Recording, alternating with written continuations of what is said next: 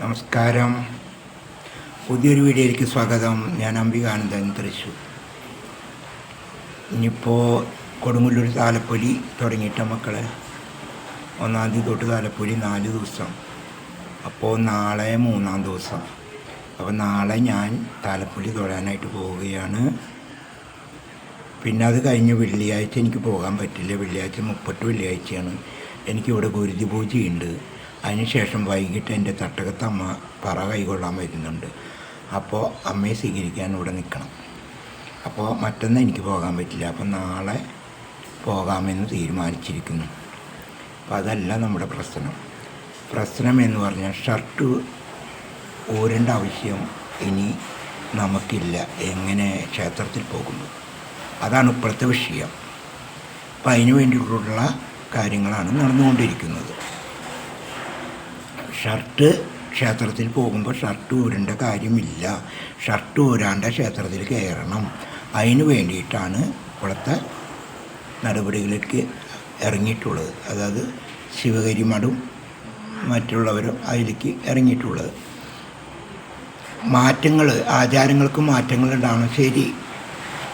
പക്ഷേ ഇതിൽ ഉണ്ടാവുന്ന കുഴപ്പമെന്ന് പറഞ്ഞാൽ നമ്മൾ കേട്ടതും പഠിച്ചതും കണ്ടതും ആ കാര്യങ്ങളൊക്കെ പെട്ടെന്നൊരു ദിവസം മാറ്റങ്ങൾ വരുമ്പോൾ ചില ഭക്തന്മാർക്കത് സ്വീകരിക്കാൻ ഉൾക്കൊള്ളാനും കഴിയുകയില്ല. അതാണ് ഇതിൻ്റെ പ്രശ്നം. അപ്പോൾ ഷർട്ട് നമ്മൾ പഠിച്ചിട്ടുള്ളത് എന്താ, ശ്രീകോവിലത്തെ ചൈതന്യം പുരുഷനിലേക്ക് ഹൃദയത്തിലേക്കും സ്ത്രീകൾക്ക് മുഖത്തിലേക്കുമാണ് വന്ന് ഭവിക്കുക എന്നാണ് നമ്മൾ കേട്ടിട്ടുള്ളത്. അതിനാൽ സ്ത്രീകൾ മുഖം മറക്കരുത്, പുരുഷന്മാർ ഹൃദയം മറക്കരുത്. അപ്പോൾ അതിനിപ്പോൾ കണ്ടുപിടിച്ചിട്ടുള്ളത് എന്താ വെച്ചിട്ടുണ്ടെങ്കിൽ, സർവ്വഭാവിയായിരിക്കുന്ന ദൈവം, സർവ്വതിൽ നിറഞ്ഞിരിക്കുന്ന ദൈവം ഒരു കോട്ടൺ ഷർട്ടിൻ്റെ ഉള്ളിലേക്ക് പ്രവേശിക്കാൻ കഴിയില്ല എന്നുള്ളതാണ് ചോദ്യം ഇവിടെ വന്നിരിക്കുന്നത്. അപ്പോൾ ഇതിപ്പോൾ തലപോണ കേസൊന്നല്ല. എങ്കിലും ചില ആചാരങ്ങളെ മാറ്റുമ്പോൾ പഴമയിൽ കിടക്കുന്നവർക്ക് ഇത്തിരി പ്രയാസങ്ങൾ ഉണ്ടാക്കും. അപ്പോൾ ഷർട്ട് ഊരാൻ മടിച്ചിട്ട് പുറത്തു നിന്ന് തൊഴുതു പോകുന്ന ആൾക്കാരും ഉണ്ട്, ഞാൻ കണ്ടിട്ടുണ്ട്. അവർ പറഞ്ഞിട്ടുണ്ട് എന്നോട്. അങ്ങനെയുള്ളവരങ്ങനെ പോട്ടെ എന്ന് ചിന്തിക്കണം. ഇപ്പോൾ ശബരിമല പോകുന്നവർ ത്യാഗം അനുഭവിക്കാൻ പറ്റുന്നവരെ ശബരിമല പോകുന്നുണ്ടോ? അതായത് വരി നിൽക്കുവാനും ഭക്ഷണമില്ലാതിരിക്കുവാനും എല്ലാ പീഡനങ്ങളും സഹിക്കാൻ തയ്യാറുള്ളവർ ശബരിമല പോയിട്ട് കാര്യമുള്ളൂ. കാരണം അവിടെ അങ്ങനെയാണ്. അപ്പം നമ്മൾ പെട്ടെന്നൊരു ദിവസം ഷർട്ട് ഊരണ്ട ക്ഷേത്രത്തിൽ കയറാമെന്ന് പറയുമ്പോൾ നമുക്ക് ചിലവർക്ക് പ്രയാസങ്ങളുണ്ടാവും. അപ്പോൾ ഈ പറയുന്നത് എന്താ വെച്ചിട്ടുണ്ടെങ്കിൽ, പലവരും വേർത്തിട്ട് തോലിലുണ്ടാവുന്ന, അതായത് ചുണങ്ങ് മറ്റുള്ള ചൊറികൾ എങ്ങനെയൊക്കെ മറ്റുള്ളവരൊക്കെ ഉണ്ടെങ്കിൽ അത് വേർപ്പിൽ കൂടെ മറ്റുള്ളവർ ശരീരത്തിലേക്ക് പതിക്കും എന്നുള്ള ധാരണ മനസ്സിലാവുന്നുണ്ടോ? അപ്പോൾ ഈ ആൾക്കാരിങ്ങനെ അടക്കി ഇങ്ങനെ നിൽക്കുമ്പോൾ പകരുമെന്നുള്ളൊരു ധാരണ, അതാണ് ഇപ്പോൾ ഇട്ടിട്ടുള്ളത്. അപ്പോൾ ഷർട്ട്, അപ്പോൾ നമ്മളിപ്പോൾ നമ്മുടെ കേരളം വിട്ടിട്ട് അങ്ങോട്ട് പോയി എല്ലാവരും പാൻറ് ഷർട്ടൊക്കെ ധരിച്ചിട്ട് തൊപ്പി വരെ വെച്ചിട്ട് ക്ഷേത്രത്തിൽ കയറുന്നുണ്ട്. അങ്ങനെയൊക്കെ ഉണ്ട്, നമ്മൾ കണ്ടിട്ടുണ്ടല്ലോ. നമ്മളും പോകുമ്പോൾ ഷർട്ട് ഊരാണ്ട് നമ്മളും പോയിട്ടുണ്ട്. എന്നാൽ നമ്മളറിയുന്നവർ ഷർട്ട് ഊരിയിട്ട് പോകും. കാരണം നമ്മൾ കേരളത്തിലാണ്, നമ്മുടെ ഇവിടുത്തെ ആചാരം പ്രകാരം നമ്മൾ ദർശനം ചെയ്യാറുമുണ്ട്. അപ്പോൾ അതൊക്കെയാണ് പ്രശ്നം. അപ്പോൾ എന്താണ് ഇതിൻ്റെ പ്രശ്നം എന്ന് ചോദിച്ചാൽ, ഇപ്പോൾ ഒരു കുടുംബം, ആ കുടുംബത്തിൽ ഒരു അമ്മ അല്ലെങ്കിൽ ഒരു അച്ഛൻ ഒരു ചിട്ടയോടുകൂടി ആ കുടുംബം കൊണ്ടുപോവുകയാണ്. ഇന്നതുപോലെ ചെയ്യണം എന്നൊക്കെ മക്കളെ വളർത്തി. അങ്ങനെ ആൺമക്കളുണ്ടാവും, പെൺമക്കളുണ്ടാവും. പെൺമക്കളെ കെട്ടിച്ചു കൊടുത്തു, ആൺമക്കൾക്ക് പെണ്ണ് കൊണ്ടുവന്നു. ഇതൊക്കെ കൊണ്ടുവന്ന് കഴിയുമ്പോൾ ഈ പറയുന്ന ആചാരങ്ങളൊന്നും അനുഷ്ഠിക്കാൻ വരുന്നവർക്ക് സാധിച്ചെന്ന് വരില്ല. അത് മരുമകനോ മരുമകളോ ആവട്ടെ, അവർക്ക് സാധിച്ചെന്ന് വരില്ല. അവർക്ക് ഇഷ്ടമുള്ള പോലെ അവർ പ്രവർത്തിക്കുന്നു. അപ്പോൾ ആ മാതാവിൻ്റെയോ പിതാവിൻ്റെയോ മനസ്സ് വേദനയ്ക്ക്, ഇത്രയും കാലം ഞാൻ പറയുന്ന രീതിയിൽ പോയില്ലോ, ഇപ്പോൾ അങ്ങനെ ഇല്ലല്ലോ എന്നുള്ളൊരു ചിന്തന അവരുടെ മനസ്സിൽ വരും. അങ്ങനെയുള്ളൊരു ചിന്തന എല്ലാ ഭക്തരുടെ മനസ്സിലേക്കും കടന്നു വരും, അല്ലേ? ഇത്ര കാലം ഞങ്ങൾ ഷർട്ട് ഊരിയിട്ടാണ് ക്ഷേത്രത്തിൽ പോയത്, ഇപ്പോൾ ഊരുണ്ടാന്ന് പറയുന്നു.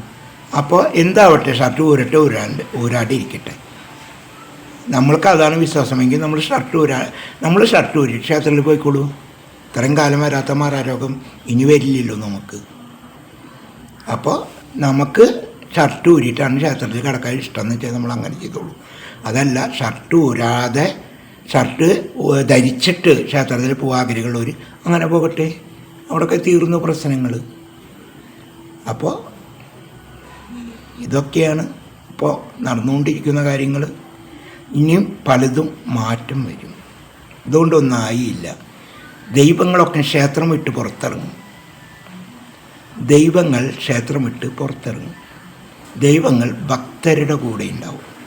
ഭക്തരുടെ കൂടെയായിരിക്കും അവരുടെ വാസം ഇനി തൊട്ട്. കാരണം ജനം പുരോഗമിച്ചു, അതിനനുസരിച്ച് ആചാരങ്ങളും പുരോഗമിച്ചു. നീതികൾക്ക് വ്യത്യാസങ്ങളായി, പൂജകൾക്ക് വ്യത്യാസങ്ങളായി, എല്ലാം വ്യത്യാസങ്ങളാക്കിയെടുത്തു. അപ്പോൾ ഇനി ഈശ്വരൻ ഭക്തനെ നോക്കി പോകും. ആരാണ് എൻ്റെ ഭക്തൻ? ആ ഭക്തൻ്റെ കൂടിയായിരിക്കും ഈശ്വര ചൈതന്യം കുടികൊള്ളുന്നത്. മനസ്സിലാവുന്നുണ്ടോ? അപ്പോൾ നമുക്ക് എന്താ വേണ്ടത്? നമുക്ക് ഭക്തി വേണം. നമ്മൾ ഭക്തിയോടുകൂടി എന്തായിക്കോട്ടെ അതൊന്നും നമ്മൾ ചിന്തിക്കേണ്ട. നമ്മൾക്ക് എന്താണ് വിശ്വാസം ആ നിലയ്ക്ക് നമ്മൾ ഈശ്വരനിലേക്ക് അല്ലെങ്കിൽ ക്ഷേത്രങ്ങളിലേക്ക് ആചാരങ്ങളിലേക്ക് ഒക്കെ നമ്മൾ കടന്നു ചെല്ലുക. മനസ്സിലാവുണ്ടോ?